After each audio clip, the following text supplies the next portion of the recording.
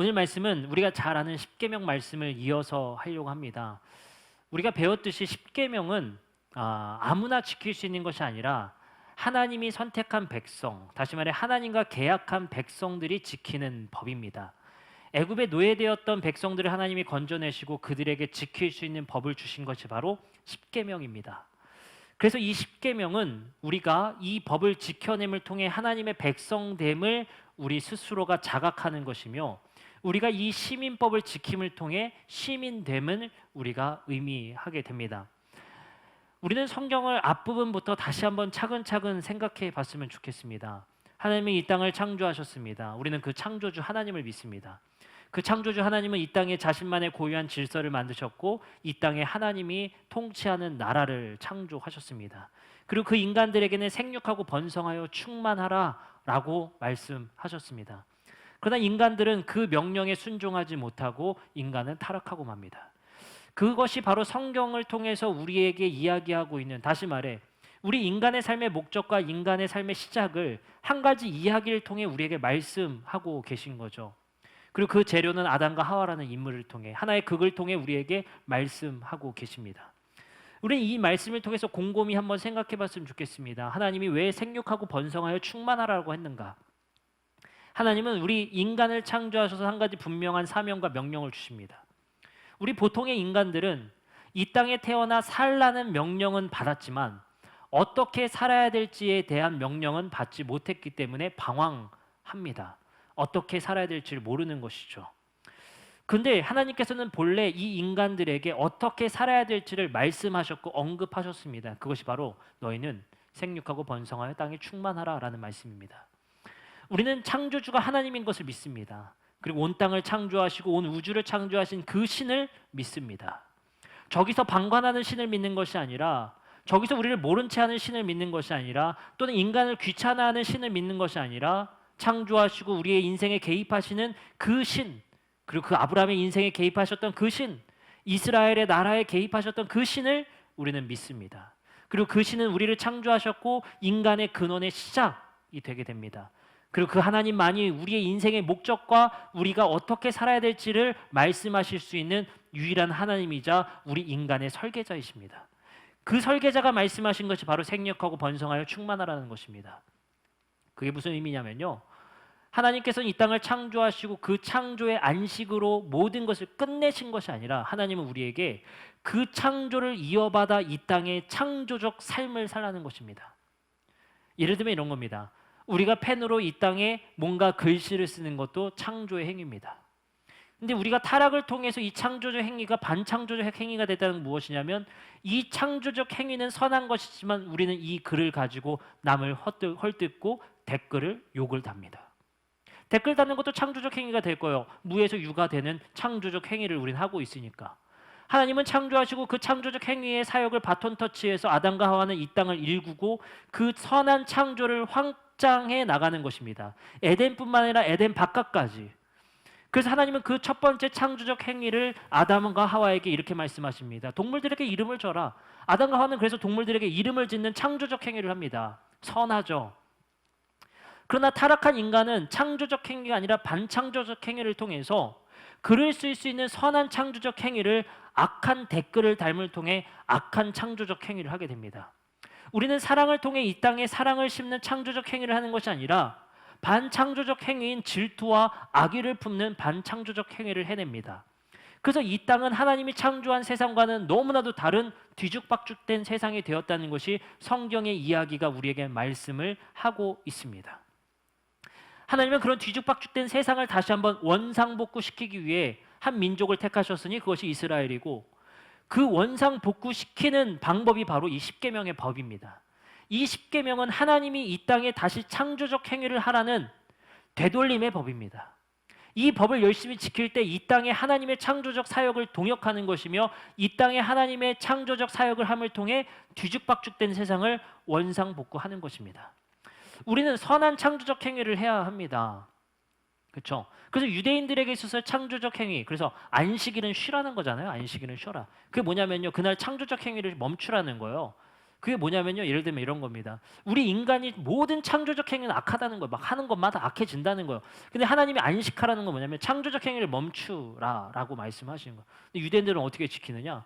예를 들어서 내가 펜을 가지고 여기다가 창조 아니면 제가 동빈 바보 썼어요. 반창조적 행위를 여기다 썼단 말이에요. 이건 창조예요. 창조. 반창조적 행위든 창조든 창조를 한 거예요. 그러나 예를 들어서 제가 아침에 일어났더니 그 유리의 창문에 막 그 물기가 가득한 거예요. 거기에 동빈 바보 쓴 거예요. 그 지워져요, 안 지워져요? 결국엔 지워져서 물기가 내려가겠죠. 그건 자기들 창조적 행위라고 생각을 안 해요. 안식일은 지워지지 않는 창조적 행위는 일이고 지워지는 창조적 행위는 자기들이 안식에 범하지 않았다라고 생각을 하는 게 유대인들입니다. 어찌됐든 우리 이 창조와 반창조적 행위를 통해 뒤죽박죽된 세상 속에 마주하고 있고 뭔가 이상하다는 것은 느끼지만 왜 그런지는 모르는 세상 속에 살고 있는 거예요. 그런 세상 속에 살던 사람들에게 멈춰를 외치는 것이 바로 하나님의 십계명입니다.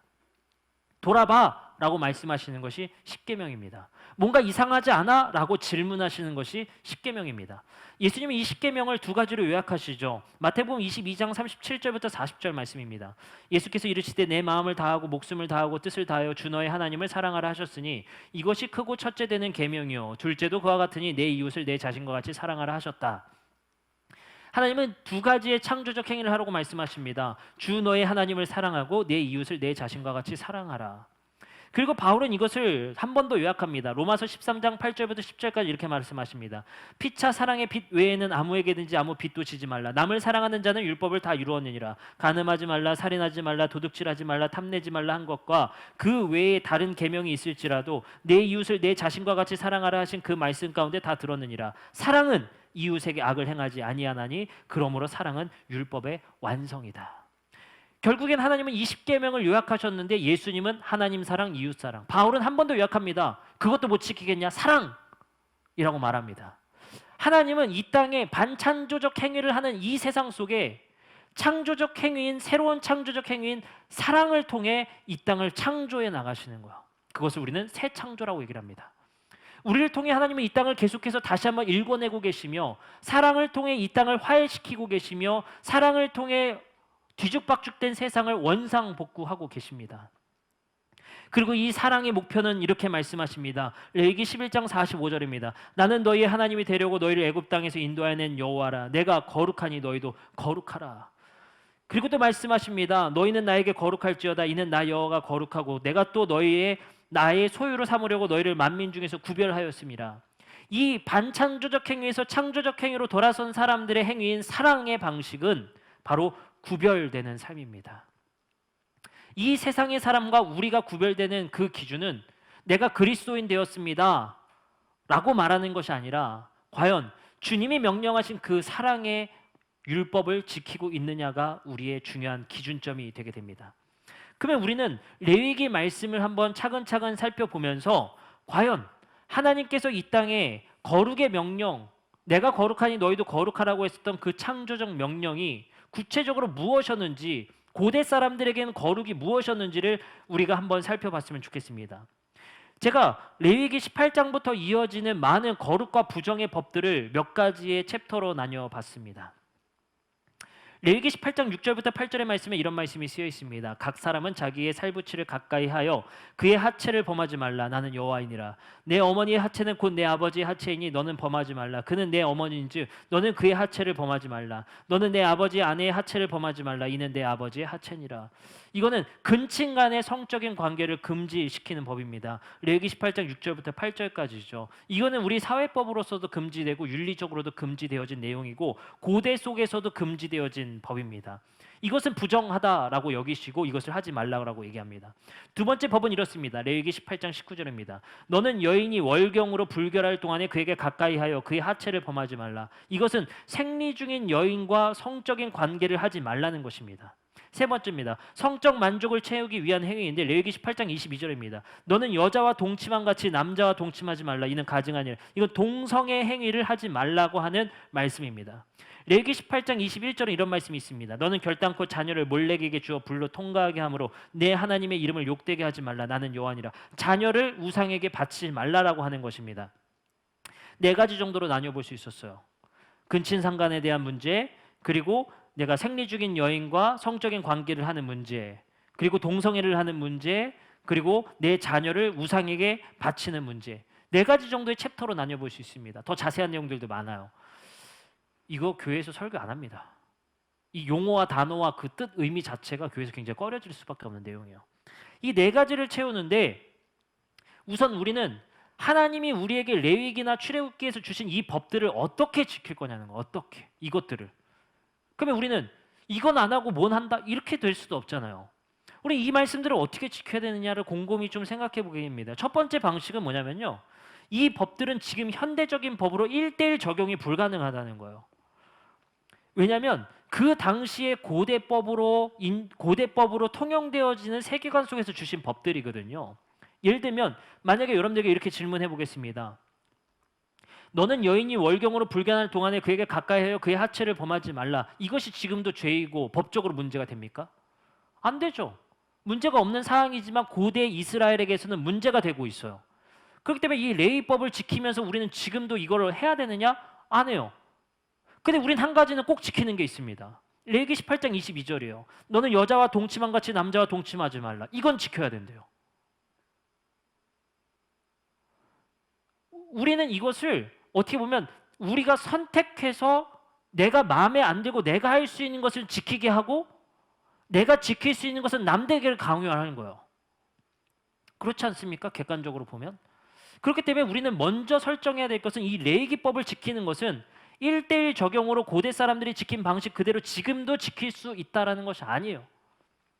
그리고 성경의 이 레위기법은 계속해서 변화가 되어지게 됩니다. 예를 들어서 이거죠. 구약 성경에서 이혼이 금지일까요? 아닐까요? 금지예요. 이혼은 금지입니다. 예수님은 이혼을 금지라고 했을까요? 아니라고 했을까요? 금지라고 하세요. 이혼하지 말라고 하시잖아요. 그죠? 웬만하면 살아라 이런 말씀이에요. 우리 그리스도교 안에서 이혼한 사람들이 있을까요? 없을까요? 있어요. 나도 할 것 같은 죄는 정죄하지 않는다고요. 우리 여기서 동성애 할 것 같은 사람 없으니까 정죄하는 거야. 나 자신 있거든요. 그건 아니니까. 이성애자가 확실하니까.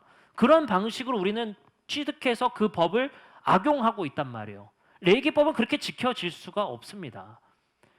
예수님이 말씀하신 것도 고정적인 율법으로 지키는 것이 아니라 그 시대적인 정신 속에서 지킬 수 있도록 주님께서 주신 거예요. 그렇기 때문에 이것을 네 가지의 챕터로 나뉘었던 말씀들을 정리해서 여러분들에게 이렇게 말씀드려 보겠습니다. 근친상간과 관련되어 있는 이 말씀을 이렇게 요약할 수 있어요.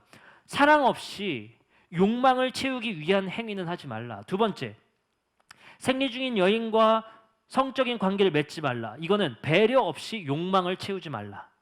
세 번째, 너는 여자와 동침하지 남자와 동침하지 말라. 성적 만족을 채우기 위한 행위로서 하지 말라. 네 번째, 너는 결단코 자녀를 몰래에게 줘 불로 통과하게 하지 말라. 자신의 욕망을 위해 자녀를 희생시키지 말라. 이것을 동성애 하라 하지 말라. 생리 중인 여인과 성적인 관계를 하지 말라 하라가 아니라 우리의 욕망을 채우기 위해 이웃을 희생시키는 일을 하지 말라는 거예요. 다시 말하면 나를 위해 쏟아붓는 그 욕망의 행위를 금하라라는 말씀입니다. 성경에서는 이 가치와 정신을 알고 지금 시대에 어떻게 적용할 것인가를 고민해야 되는 것이 성경의 적용이지 이것을 1:1로 적용할 수가 없습니다. 특별히 동성애 부분은 더 심해요. 레위기 18장 22절에 나와 있었던 동성애에 대한 규정의 금지는 사실 이러한 내용입니다. 고대 시대 속에서는 지금 에로스적인 남성과 남성, 여성과 여성의 에로스적인 사랑으로서의 사랑이 아니에요. 그 당시에 대부분의 동성애는 대부분은 성폭행에 해당됩니다. 작은 아동들을 데려다가 자신의 성적 욕구를 채우기 위한 폭행에 가까운 성적인 행위들이었어요.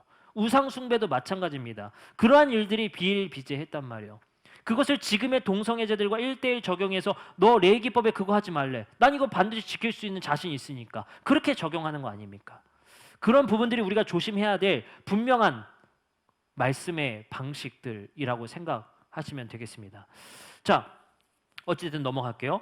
우리는 그러면 정리해 보겠습니다. 레위기의 말씀 속에서 우리에게 주어지는 말씀들은 네가 쏟는 욕망들, 우리가 가지고 있는 욕망들, 하나님은 우리가 가지고 있는 욕망의 본성을 끊어라라고 말씀하시는 게 아니에요.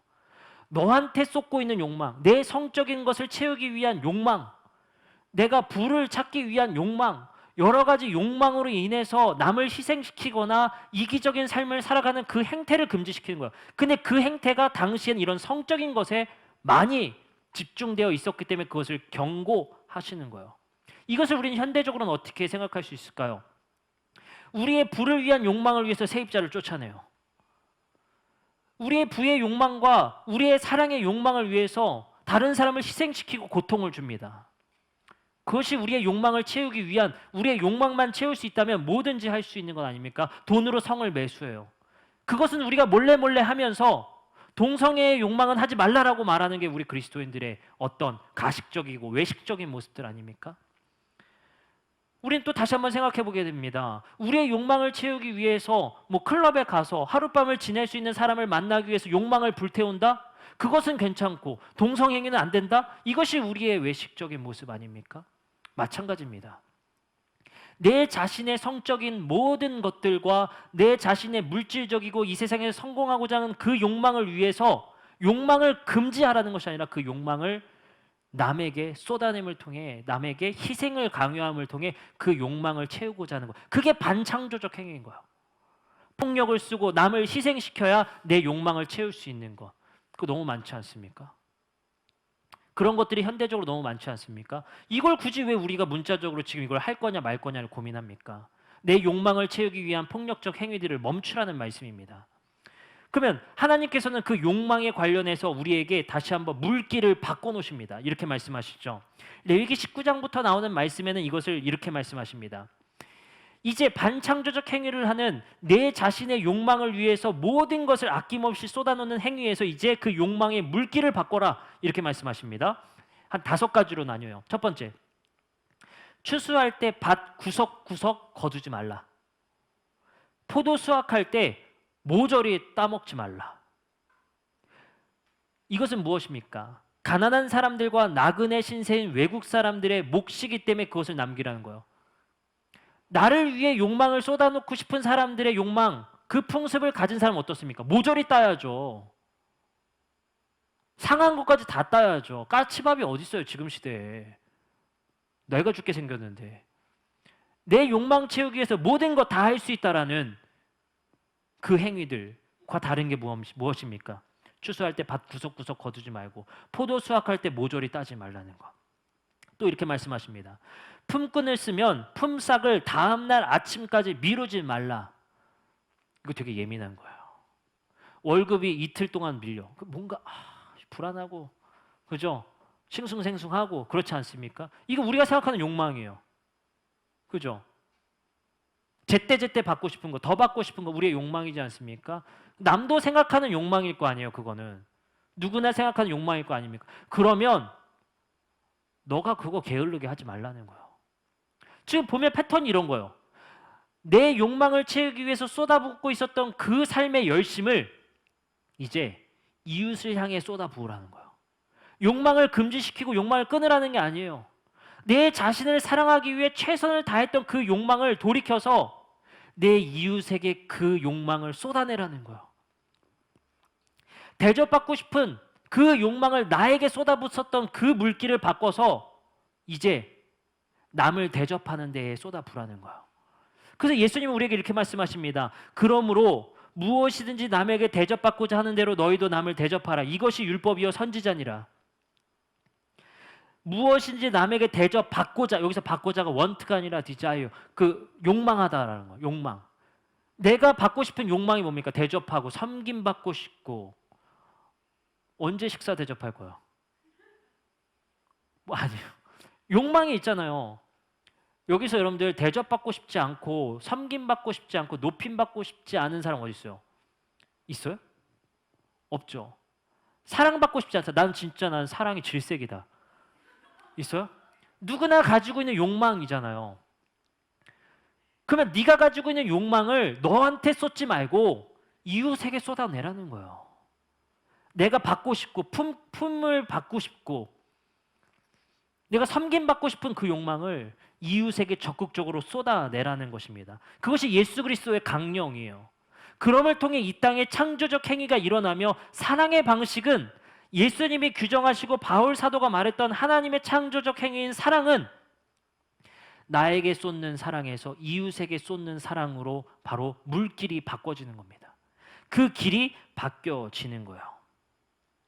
그것이 바로 하나님께서 우리에게 명령하신 겁니다. 어쩌면 우리는 우리가 돈 벌고 싶은 욕망에서 이웃이 돈 벌게 하고 싶은 욕망으로, 나 혼자 살고 싶은 욕망에서 이웃과 함께 생존하고 싶은 욕망으로 우리의 욕망이 이제 바뀌어지게 되는 겁니다. 그걸 통해서 우리는 반창조적 행위에서 창조적 행위로 돌아섬을 통해 이 땅에 하나님의 나라를 세울 수 있다는 것을 알 수 있습니다. 우리가 하나님을 몸과 마음과 뜻을 다해 사랑하는 것, 우리가 받고 싶은 거 아닙니까? 당신들이 나를 몸과 마음과 뜻을 다해 사랑해 주길 바라는 것, 우리의 욕망 아닙니까? 그것을 우리의 이웃에게 쏟아내는 것, 그것이 바로 예수 그리스도가 죽기까지 우리를 위해 사랑하셨고 죽기까지 우리를 위해 십자가에서 죽으신 그 모범적인 우리의 욕망, 우리가 받고 싶은 그러한 욕망 받고 싶지 않습니까? 그러한 사랑을 받고 싶은 욕망이 있지 않습니까? 그걸 예수가 우리를 위해 쏟아내신 겁니다. 그것이 바로 우리 그리스도교의 가장 중요한 정신이고 이것이 우리가 생각해야 될 하나님이 이 땅 가운데 주신 사랑의 가치이며 창조적 행위의 가치입니다. 이제 우리는 반창조적 행위를 끊어내고 창조적 행위로 돌아서야 합니다. 우리가 쓰는 글마다 선한 영향력이 일어났으면 좋겠습니다. 악플을 달지 마시고 이제 긍정적이고 선한 창조적 행위들이 일어났으면 좋겠습니다. 우리가 만들어내는 문화보다 악하고 파괴시키는 문화들을 창조해내는 것이 아니라 우리가 창조해내는 문화를 통해 화해가 일어나고 우리 교회의 독특한 문화를 통해 이 세상에 평화가 일어나는 창조적 행위가 일어났으면 좋겠습니다. 하나님은 그래서 우리에게 이렇게 말씀하십니다. 내가 온전한 것이 너희도 온전하라. 이것이 하나님의 말씀입니다. 그것을 다르게 해석하면 이렇게 해석할 수 있을 것 같습니다. 내가 온전히 너희를 사랑한 것 같이 너희도 온전히 사랑하라. 그것이 무엇입니까? 완전한 사랑이 아니요 온전한 사랑이 무엇이라고 가르쳐 주십니까? 바로 경계를 넘어서는 사랑이 바로 온전한 사랑입니다. 우리는 어쩌면 아까 우리가 규정했었던 여러 가지 레위기 법들을 통해 우리와 그들을 나누고 우리와 다른 일을 나눠서 경계를 만들어 그 경계 밖에 있는 사랑을 사랑하지 못한다라고 여기는 게 우리의 모습일 수 있을 것 같습니다. 그러나 주님께서 우리에게 알려주신 사랑은 나에게 쏟는 사랑을 넘어서 이웃에게 쏟아내는 사랑으로, 나에게 쏟는 욕망을 이제 이웃에게 쏟아내는 욕망으로, 그리고 그 욕망의 대상을 이제 경계를 허물어 누구도 품을 수 있으며 누구에게나 그 사랑을 쏟을 수 있는 자들이 되라고 말씀하십니다. 우리가 함께 영상 한 편을 잠깐 나누려고 합니다. 한 7분 정도 영상을 볼 건데 같이 보고 말씀을 이어서 나누도록 하겠습니다.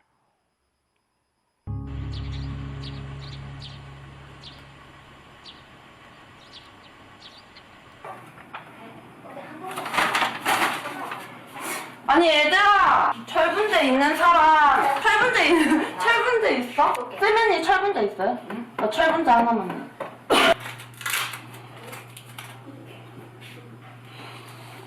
아, 철분제 아침에 먹어야 되는데? 네, 철분제 이거 꼭 먹어야 돼요. 안 그러면 빈혈병이 어지러워요. 25 예진 씨는 임신 6개월인 임신부입니다.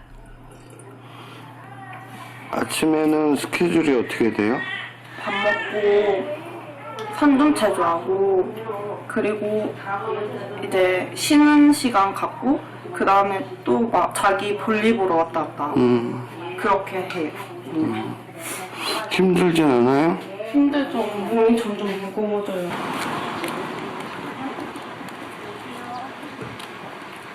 예진 씨는 아침 식사를 하러 5분 거리에 있는 에라논으로 갑니다. 안녕하세요. 선생님까지 밥 먹는데 밥 먹었어. 선생님 자꾸 절 피하고 있거든요 지금.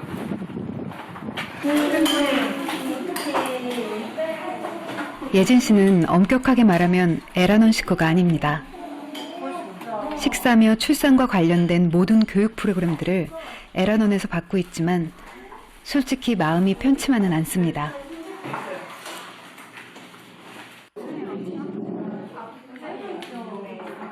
사교성이 좋은 예진 씨는 선배 엄마들과 두루두루 친하게 지내며 출산에 필요한 정보들을 얻고 있습니다. 이모랑 갈까?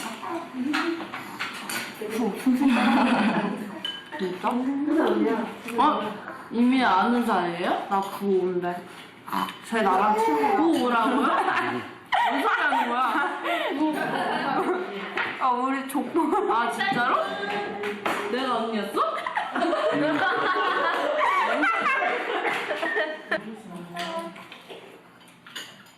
한바탕 웃고 떠들다 집으로 가는 예진 씨의 표정이 무거워 보입니다. 저희는 센터 사람이 아니어갖고 네. 계속 왔다 갔다 해요. 왜 센터 사람이 안 되는 거예요? 아직 기혼이어서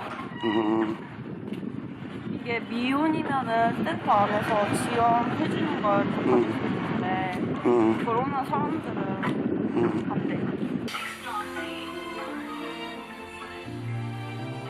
예진 씨처럼 결혼은 했지만 남편이나 가족의 도움을 전혀 받을 수 없는 이들을 위기 임산부라고 합니다. 위기 임산부는 정부의 지원조차 받을 수 없습니다. 에라노는 위기 임신센터를 만들어 예비 엄마들을 보호하고 있습니다. 엄청 놀랬죠. 처음에는 하늘이 엄청 파랗고 약간 진짜 막 한 공간에 나 혼자만 갇혀져 있는 느낌이 들고 막 울기도 엄청 울고 죽으려고도 해본 적도 있었어요. 왜 죽으려고? 겁나잖아요, 솔직히. 혼자 해야 되는, 맞서서 해야 되니까. 그때도 이제 남편이랑 연락도 안 하는 사이였고 혼자만 딱 덜그러니 남겨져 있으니까. 미혼모 센터는 기혼을 받아주지 않더라고요. 20군데를 전화를 했는데 다 20군데를 저를 안 받아주는 거예요. 근데 이 센터 딱 한 군데 마지막으로 한번 연락을 해보자 해서 딱 연락을 했는데 이 센터를만 받아주더라고요. 선생님한테 울면서 전화를 했어요. 살려달라고. 나 혹시 여기 센터에 바로 올 수 없냐고. 그래서 선생님이 다행히도 선생님이 당연히 오라고. 그래서 기착표 끊어주시고 여기까지 오게 된 거죠. 예진 씨는 친정엄마의 손에 이끌려 낙태 수술을 받기 위해 병원까지 갔다가 도망쳐 나왔습니다. 그 영향이 태아에게 미칠까 늘 노심초사합니다. 여기가 눈동자. 눈 보이시죠? 왼쪽 눈 보여지고요. 어깨부터 손을 위로 쭉 올리고 있어요. 손 움직이는 모습.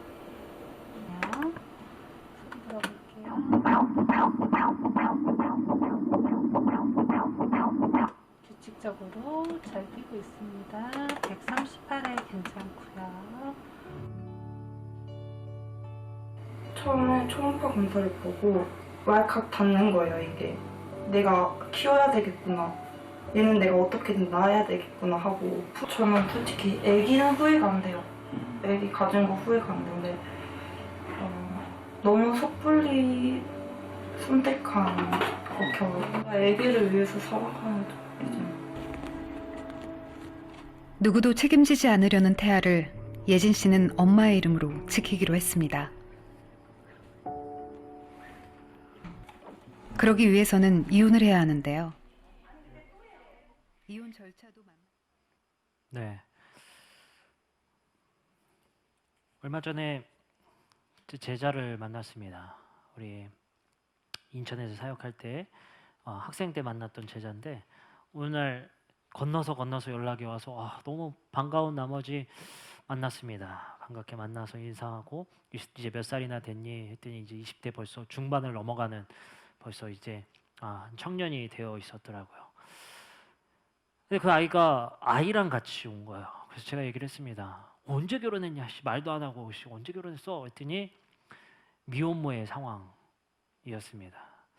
참 느끼는 게 많았습니다. 그래서 그래 어떻게 지내고 있니? 라고 물으면서 어떤 상황이니? 라고 물으면서 여러 가지 대화를 나눴습니다.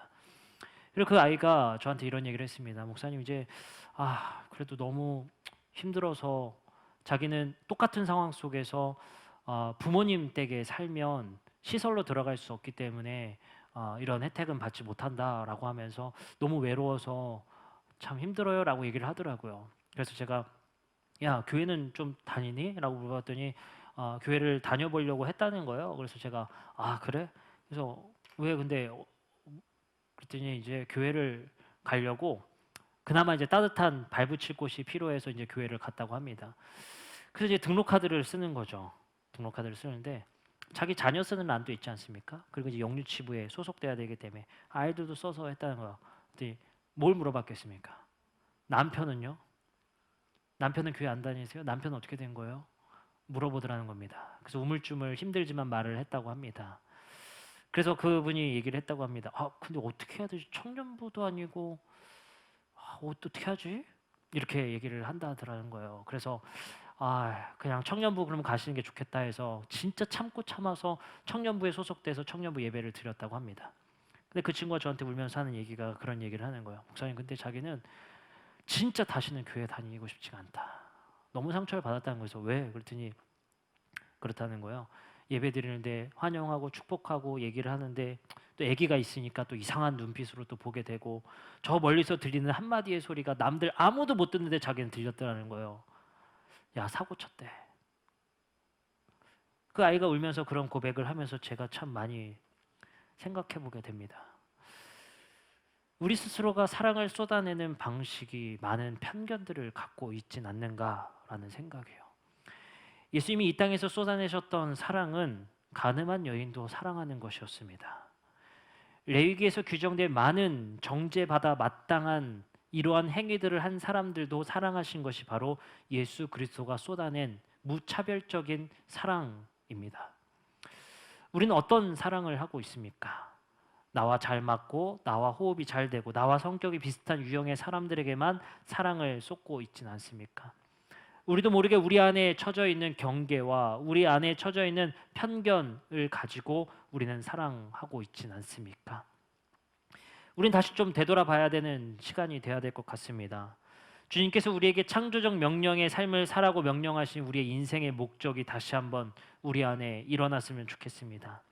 이 땅의 창조적 행위인 사랑을 통해 그리고 그 사랑이 무차별적인 사랑을 통해 우리가 편견 없는 사랑, 경계를 허무는 사랑이 되었으면 좋겠습니다.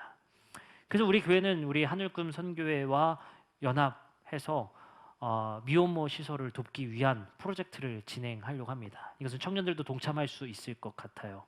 그래서 우리가 3월 달부터는 우리 미혼모 관련 시설의 강사님들을 초청해서 한 3개월 정도를 교육하고 우리가 그들에게 어떤 언어와 어떠한 대우를 해야 되는 것인가를 함께 고민하고 학습하려고 합니다. 근데 놀랍게도 우리 안에 있는 버릇을 꺾어내기가 참 힘든 것이 있습니다. 왜냐하면 우리 안에 스스로가 정상과 비정상을 나누고 있기 때문입니다.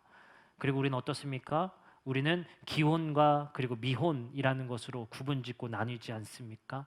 그러한 어떤 정의와 그리고 어떤 편견을 가지지 않고 우리가 사람을 바라보고 대우한다는 것, 그것을 위해서는 우리가 교육이 필요합니다.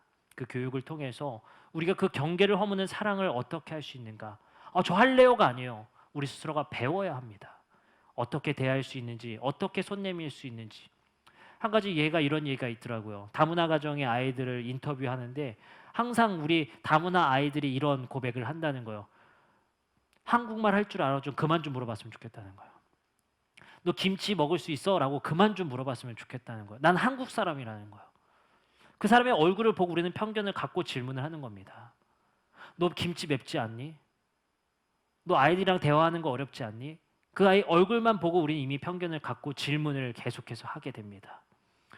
우리가 가지고 있는 마음의 벽과 편견을 허무는 사랑, 그것이 바로 예수님의 사랑이며 그 사랑을 이루어낼 때야나 우리 교회가 경계를 허무는 창조적 행위를 할 수가 있습니다. 일부 예배 때도 말했지만 제가 조만간 관음사 방문 예정입니다. 목사님 절에 왜 가세요? 라고 물어볼 수도 있을 것 같습니다. 절에 가는 이유는 그겁니다. 종교적 포용과 종교적 수용을 하려는 것이 아니라 우리 교회가 남현동 주민센터를 통해서 많은 이웃들을 돕고자 노력을 합니다. 근데 물어봤더니 가장 많이 구제하는 것이 관음사라는 거예요. 절이 가장 탑입니다. 탑. 너무 대화를 해보고 싶어요. 그래서 가서 한번 어떤 사랑의 동역을 우리가 함께 할 수 있는지를 고민해보고 싶습니다. 우리가 얼만큼 무엇을 수용할 수 있는지를, 포용할 수 있는지를 우리 스스로가 보여줄 수 있었으면 좋겠습니다. 그래서 요즘에 제가 유튜브로 맨날 법률 스님 강의를 듣습니다. 그들의 생각은 무엇인가? 어떻게 소통할 수 있는가? 우리는 그들의 삶의 자리를 이해해야 편견 없는 사랑을 할 수 있으며 경계를 허무는 사랑을 할 수 있습니다. 그냥 하고 싶다, 사명이 있다라고 할 수 있는 것이 아닙니다. 우리는 배워야 되고 나눌 수 있어야 되고 그들에게 다가갈 수 있어야 합니다. 우리 청년들에게는 그런 도전을 또 주고 싶습니다. 경계를 허무는 사랑을 하고자 많은 교회들이 많은 동남아 지역에 교회를 세웠던 것 같습니다. 지금 그 교회들은 어떻게 됐나요? 그리고 우리는 그 교회를 짓고 그곳에 비전 트립이라는 이름으로 많이 가지 않았습니까? 저는 근데 역으로 했으면 좋겠습니다. 여름이면 겨울이면 교회들이 하는 게 있습니다. 그곳에 계신 선교사님들 우리 한국 땅으로 초청해서 체류비 드리면서 우리가 섬기고 접대합니다. 저는 우리 교회는 좀 방식을 달리했으면 좋겠습니다. 우리 교회 근처에 있는 외국인 노동자를 선별하여서 그들의 가족을 초청해 보고 싶습니다. 그들을 초청해서 체류 비용을 주고 우리가 같이 놀이동산 가볼 수 있는 것 아니겠습니까? 외로운 이 땅에서 살아가는 나그네를 섬기는 경계를 허무는 사랑이 바로 하나님께서 주신 사랑이 바로 그러한 것 같습니다. 경계를 허무는 사랑이란 피부와 인종과 그리고 우리와 같은 방식의 삶을 살지 않아도 하나님이 창조한 사람들로서 우리가 모두 사랑받기에 충분하다는 것, 그것이 우리가 알아야 될 가장 중요한 사랑의 가치인 것 같습니다. 그 가치를 실현할 수 있는 우리 교회 되었으면 좋겠고, 우리가 하고자 하는 이 사랑의 경계 허물을 통해서 이 지역 사회에 그리고 우리 한국 사회에 처져 있는 담이 허물어지는 그러한 역사가 일어났으면 좋겠습니다. 우리 함께 찬양하고 기도하는 시간을 함께 가졌으면 좋겠습니다.